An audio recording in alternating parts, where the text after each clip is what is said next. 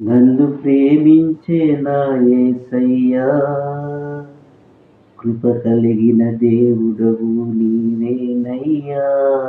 నన్ను ప్రేమించే నా యేసయ్యా, కృప కలిగిన దేవుడవు నీవేనయ్యా. పరిశుద్ధుడవు నీవేనయ్యా, పరిపూర్ణుడవు నీవేనయ్యా. పరిశుద్ధుడవు నీవేనయ్యా, పరిపూర్ణుడవు నీవేనయ్యా.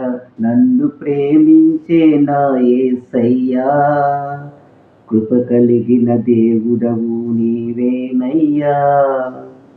దేవుని వాక్యం విందామండి. 136 కీర్తన 1వ వచనం చదువుకుందాం. యెహోవా దయాళుడు, ఆయనకు కృతజ్ఞతాస్తుతులు చెల్లించుడి. ఆయన కృప నిరంతరముండును. ఇక్కడ రాజైనటువంటి దావీదు దేవుని ఏమని ఆరాధిస్తున్నాడంటే దయాళుడు.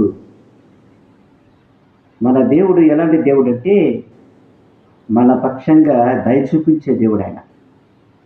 దావీదు పక్షంగా కాదు, మన పక్షం కూడా దయ చూపిస్తూ ఆయనకి మనం ఏం చెల్లించాలి?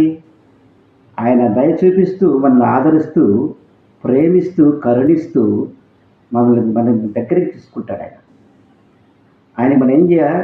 ఆయనకి కృతజ్ఞతాస్తుతులు చెల్లించాలి. ఆయన కృప నిరంతరం ఉంటుంది.